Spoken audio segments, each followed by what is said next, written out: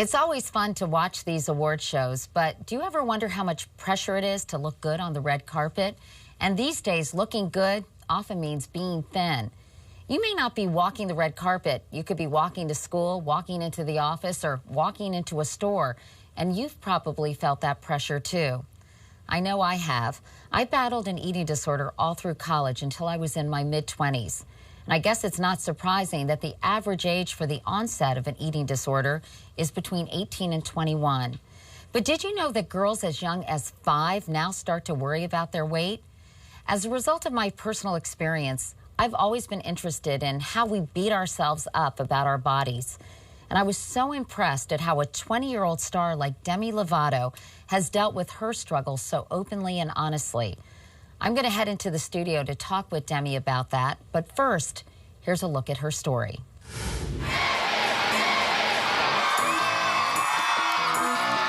Just 20 years old, X Factor judge Demi Lovato is truly a comeback kid with her hit album and her new gig. I'm going to say yes.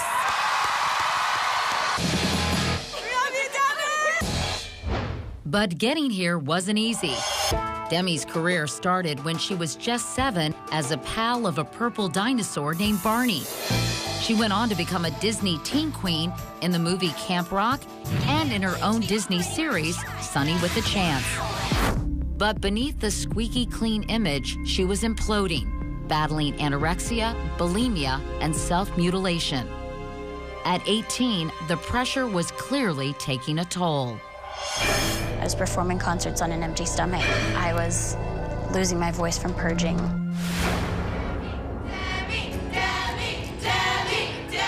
She's now become a voice for a generation of girls struggling with eating disorders and body image. Nice to meet you. Teaching her fans to embrace and celebrate who they are, just as Demi Lovato is learning to do. Please welcome Demi Lovato.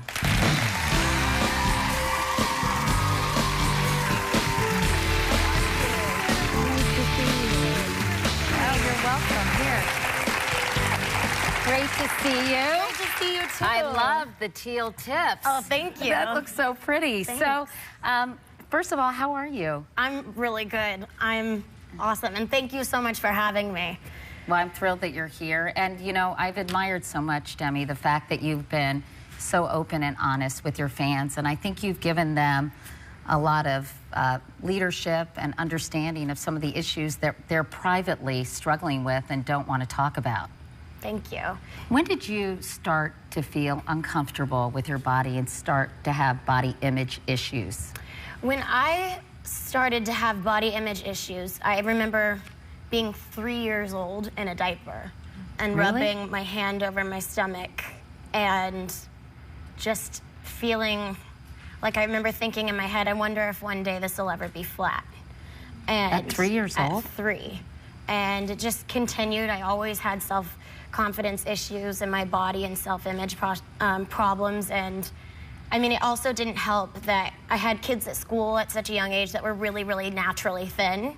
So I always felt like I was the bigger one of the group. And you, I know, initially started dealing with this by overeating. I read that you would eat, you know, make a pan of cookies and eat the entire tray. Yeah. And then you started doing more. You started starving yourself and binging and purging, so anorexia and bulimia. Did something specifically trigger those more serious behaviors in you, or when did that start? You know, it started when I was around 8 years old that I really started what we call it is binging, binge eating. I think that any eating disorder, some people, I believe, people have their different opinions on it, but I believe that I was born with it and that it was just gonna be there. You know, it runs in my my family, and it's just there. And I think that when you go through things that are traumatic that happen to you when you're little or at any time in your life, it can bring out the nasty behaviors that rise to the surface when you don't know how to stay in control or feel your emotions. So certain things trigger it or set it off, even though you might kind of have it internally anyway, in your view. Yes, I believe so. I feel like especially certain events in your life, or even just the way that your family dynamic is, it can definitely trigger your behaviors and your patterns. I know that girls would call you fat when you were just 12 years old, which was very hard. Here you were, this very successful young actress, and you were being kind of teased and berated at school, which was difficult for you, I know, and quite traumatic. Yes, I also like to raise the awareness about bullying because people, I think, don't realize how badly that verbal harassment and cyberbullying affects you. It played more of a toll on me than if I was physically abused in school. I kind of always said I wish that they had just hit me in the face and gotten it over with, because what they said to me sticks to me to this day. It affected me into the person that I am today. I was bullied, and they called me fat, and they called me horrible things. And the only way to get through it all was I left school and I started homeschooling. And I called my mom in a bathroom, like crying, and was like, "You have to pick me up. Like, I have to get out of here. I can't take it anymore." What was it like for you to not eat or to overeat and purge? How did it make you feel? Was this a control thing? Yes, I think that it was definitely a control thing. And some people just don't want to feel the emotions that they have. I think a lot of it is like me just numbing myself out, so I didn't have to deal with certain problems or trauma or anything. I think that I just didn't want to feel, and that's pretty much what it was for me. I think also too is you get a physical high. Your body actually releases endorphins when you purge. So some people get addicted to the physical feeling of it. And you were doing it as many as 6 times a day? At one point, yes. I would throw up because I thought one glass of juice was gonna make me gain 5 pounds. So you had become very, very obsessive. Then other days you just wouldn't eat at all. Yes, there was a week too where I think I ate 2 meals in 1 week. How much did being in the entertainment business play a role in the pressure you felt to look a certain way? Obviously I felt like I had these issues way before I became in the spotlight, but I think that it definitely amplified things because your life is under a microscope. I was listening to commenters on blog sites that were saying, "Oh, she looks fat in this outfit," or whatever, and I put that pressure on myself.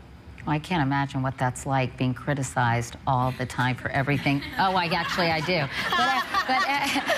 But so much so, especially at such a young age, before you even have an understanding of your self-worth and that it's a lot more than just your external packaging, right? Or even your body. I mean, I was going through puberty. My body was changing, and I didn't like the fact that I was gaining weight, and what are curves? I don't understand. It's difficult for young girls with eating disorders around that time because their body's changing into a woman, basically. Yeah, when we come back, we're going to talk about what Demi went through in treatment, and later, what triggers an eating disorder. We're going to take a look at the science behind this disease.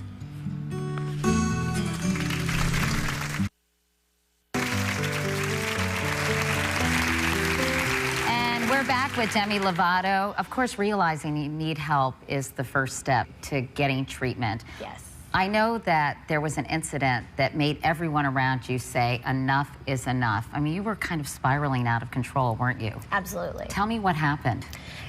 What happened was, I made a huge mistake, and I ended up hitting one of my friends. Who was a backup dancer, Who was right? a backup dancer, yeah. And I felt horrible. I wasn't really in control of my emotions at the time. I was just out of control. And there's no excuse for it. But, it definitely showed everyone that I needed to get help. And I think 2 days later, I was checking into rehab.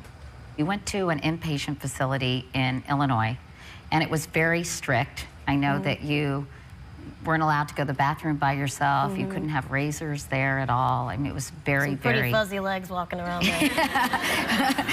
But tell me about what that treatment was like and what it did for you.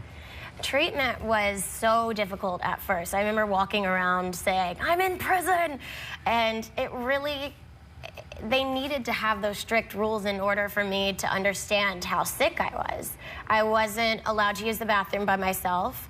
We had specific phone times. There are tons of things, you know, you're not allowed to have certain hair products or whatever that you could injure yourself with or possibly drink. And you were stripped of a lot of things.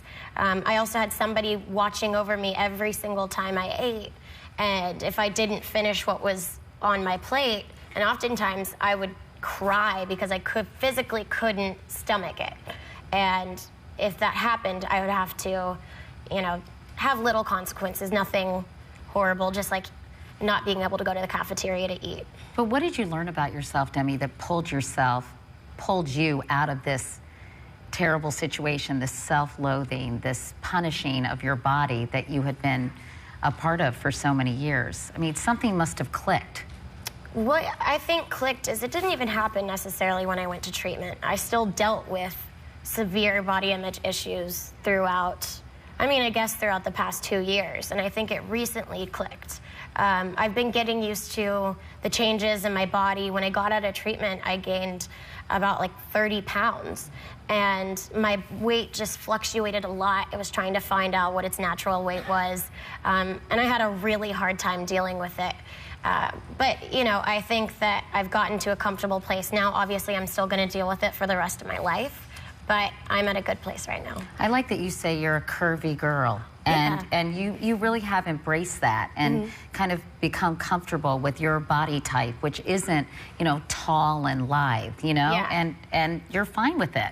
Absolutely. And you're a beautiful young woman. Thank you. Really. Thank you.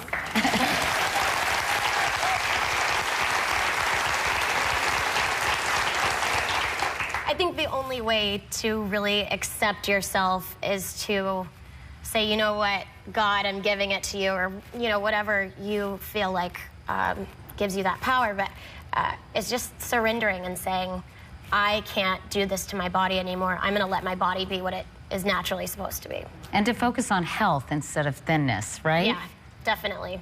I know Mike Baer is an internationally known crisis and recovery advisor. He's also Demi's recovery manager. Mike, how difficult is it to get over an eating disorder like this?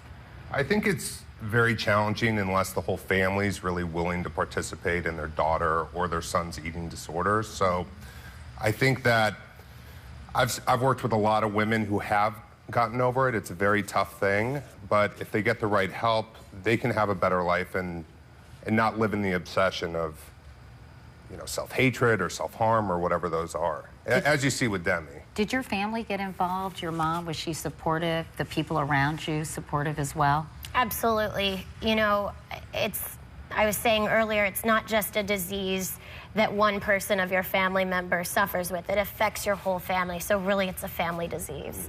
And it has to be fixed with therapy sessions. And so they know how to handle it and what to say and what not to say, and just be there for me. Mike, you know, for parents out there, they may wonder, well, how can we create an environment where we can develop a healthy relationship with food, not only for ourselves, but for our kids? Right. What would you recommend families do? I think it's important for families to get together as a family and treat everyone with respect, have healthy food in the house, everyone getting together and having open dialogue. I think it's important that parents don't criticize their daughters about what they eat or what they don't eat. And, you know, that's one thing in a household that may be really controlling or out of control, is they don't have the choice of even what they get to eat. And I think, as you know, being in the media and coming back to your home environment, you want to come into an environment that's really healthy and happy and everyone's welcoming. And the last thing you want is for someone to say, Katie, why are you eating the spaghetti? You know, that just doesn't feel good. I mean, that's not enjoyable. I usually say to myself, but that's a whole nother show. Anyway, all right, Mike, thank you. Later on, we're going to talk about how a mother's unhealthy relationship with food can have a negative effect on her daughter's body image. But coming up next, women in their 40s, 50s, and 60s developing eating disorders. Why this dangerous trend? We'll tell you when we come back.